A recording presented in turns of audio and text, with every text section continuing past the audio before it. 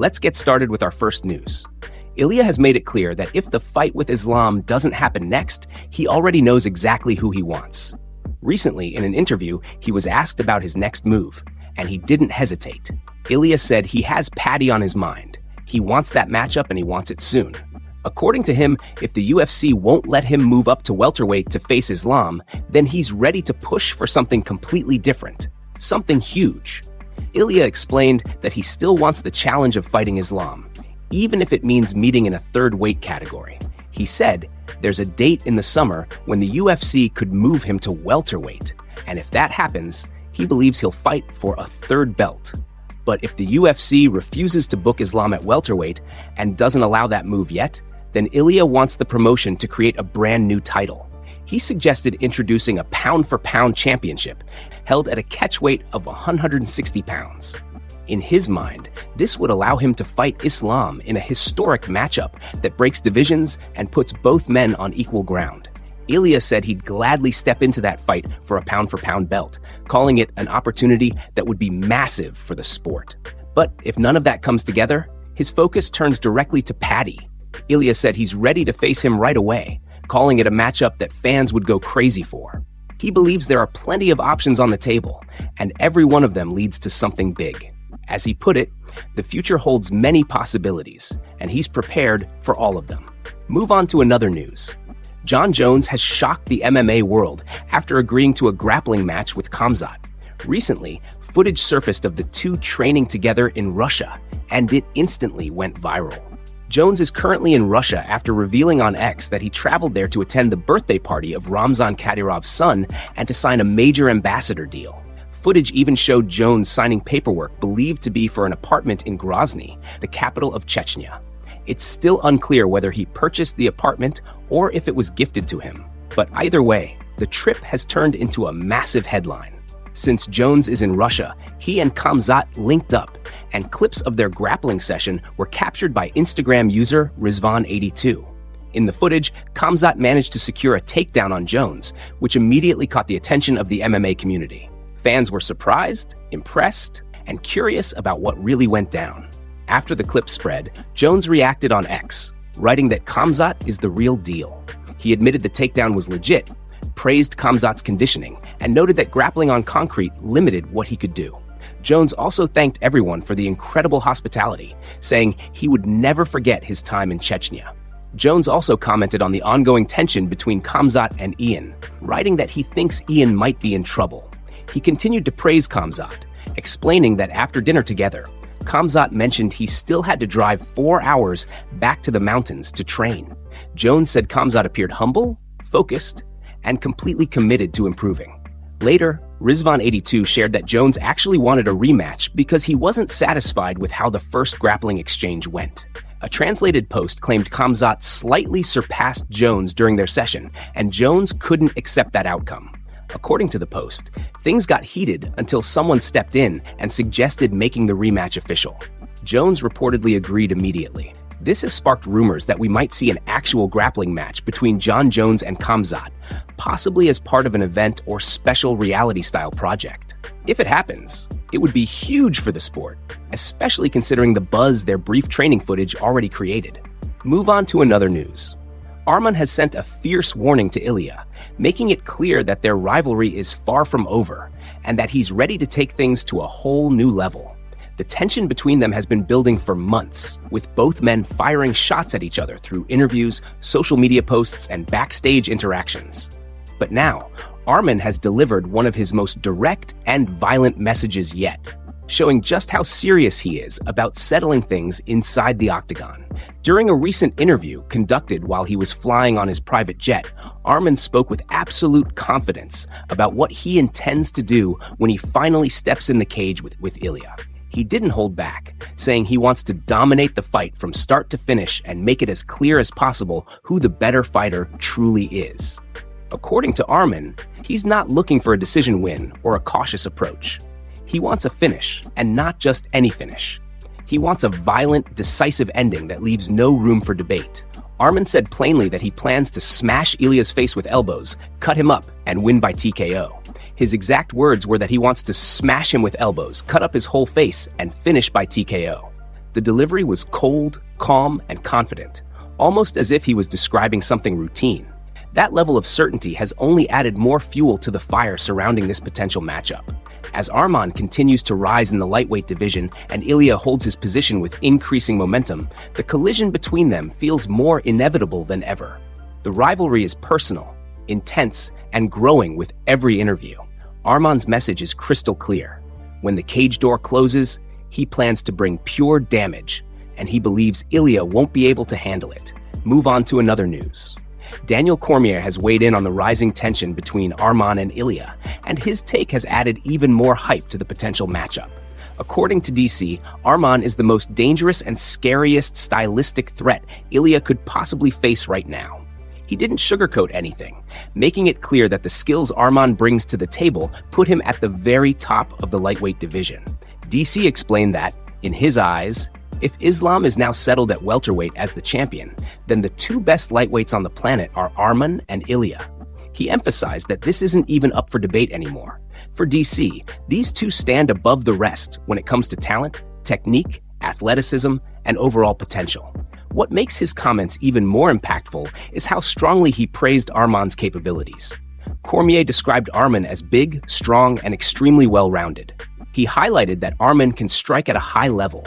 He can really wrestle, he can grapple, and he can adapt to almost any style in front of him. But the part DC kept going back to was Arman's top control, calling it one of the biggest problems Ilia would have to deal with.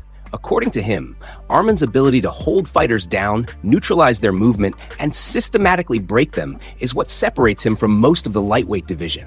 DC stressed that this is exactly what Ilia fans should be worried about. He said that if there's anyone in the UFC who can replicate Islam's style, even if not perfectly, but at least to a dangerous degree, it's Arman. The combination of pressure, wrestling, and physicality makes him a nightmare matchup for Ilia, especially over 5 rounds where conditioning and durability become crucial. Cormier's comments have added even more momentum to the growing conversation that Arman versus Ilia might be the most compelling fight the UFC can book at lightweight. With Arman's confidence continuing to rise and Ilia's dominance at featherweight already proven, the potential clash between them feels bigger every day. DC's message was simple. Arman is real. He is dangerous. And right now, he is the toughest possible challenge Ilia could face. Move on to another news. Ilia has made it clear that he was disappointed with JDM's performance against Islam, and he didn't hold back when sharing his thoughts. Following UFC Qatar, Ilia sat down with Alvaro Colmenero and broke down exactly what he saw in the fight. For him, it wasn't just about Islam's performance. It was the way JDM seemed to approach the moment, and Ilia believed the former champion fell short in every possible way. Ilia explained that while Islam once again became the welterweight champion, nothing about the fight surprised him. What frustrated him was how little resistance JDM seemed to offer. He said that he watched JDM give up far too easily, looking completely uninterested and unwilling to engage. According to Ilia, it felt like JDM didn't even want to be there, and that level of passiveness deeply disappointed him. On the other side, Ilia said Islam simply did what he always does, fight in a way that he considered extremely boring.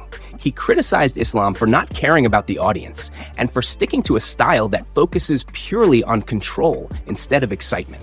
Ilia wasn't impressed, saying that although Islam got the job done, it was the same predictable approach we've seen many times before. But then Ilia shifted the conversation toward what he believes would happen if he were the one standing across from Islam. He said he hopes the UFC makes the fight because fans would witness a very different version of Islam, one that's desperate, scrambling for dominant positions, and trying to catch his breath. Ilia insisted that he would bring a level of intensity and explosiveness that Islam has never dealt with. He said he'd step into that fight with spark, confidence, and the intention to put Islam to sleep. Ilia made it clear that, in his mind, the result wouldn't be in doubt. He believes he would finish Islam, and he stated it with full conviction. Overall, Ilia's comments have reignited the conversation around a potential showdown between him and Islam. He's confident, fiery, and ready for the challenge, convinced that he would deliver a completely different outcome compared to what we saw with JDM. Move on to another news. Ilia has offered a new idea for how he and Islam could finally meet in a true super fight without either man needing to move to a full new division. Both of them are now two-weight UFC champions, with Ilia holding gold at featherweight and lightweight, while Islam became champion at lightweight and welterweight. But because Ilia once fought at bantamweight, jumping all the way up to 170 pounds would be a massive leap and not a realistic move for him right now. Instead, Ilia explained that the two could settle the debate for the pound-for-pound #1 spot by leaving their belts behind and fighting at a catchweight. He believes this would create a historic showdown, one that doesn't need an official title, because the winner would walk away as the undisputed pound-for-pound king. Ilia revealed that he has nothing set for January, even though he originally targeted that time frame for his next fight. Speaking to Cormier, he said he can feel things taking shape as always, and that it ultimately depends on what both sides want. He expects Paddy to be his next opponent, but he made it clear that his dream remains a fight with Islam in a third weight class. He explained that one possible scenario is that he takes another fight soon, and then by summer, the UFC allows him to move up again to challenge for a third belt. But the option he's truly excited about is creating a brand new belt, one unique to the pound-for-pound #1 position. He said the UFC could put together a catchweight above lightweight but below welterweight. Then he and Islam would battle for the pound-for-pound title, a belt unlike anything the sport has seen before. Ilia said the idea makes perfect sense because the matchup is massive, both fighters want it, and the fans would be all over it. For him, this would be the ultimate test, the fight that defines who is truly the best across all divisions. He ended by saying that, as always, there are many options, and time will reveal how things unfold. Move on to another news.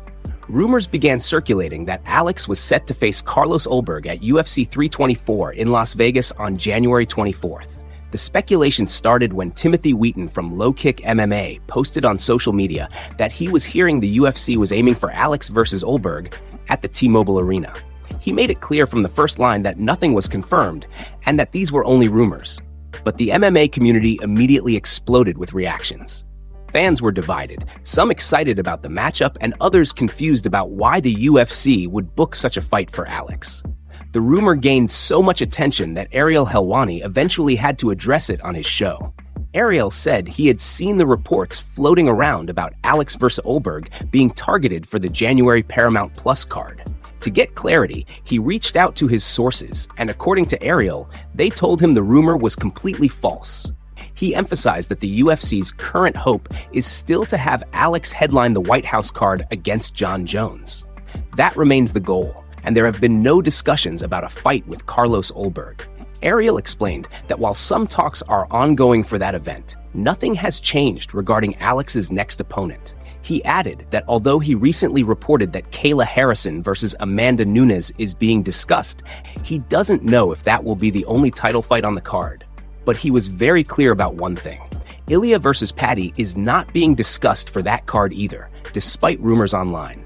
He also mentioned that, as always, things could change instantly. The UFC could call up fighters tonight and book a fight out of nowhere.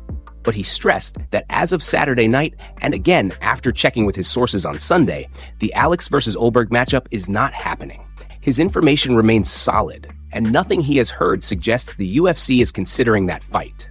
Ariel wrapped up by reinforcing that fans shouldn't panic or assume anything until the UFC officially announces it. For now, the priority is still the massive potential clash between Alex and Jon Jones, and no unexpected matchup is being lined up behind the scenes.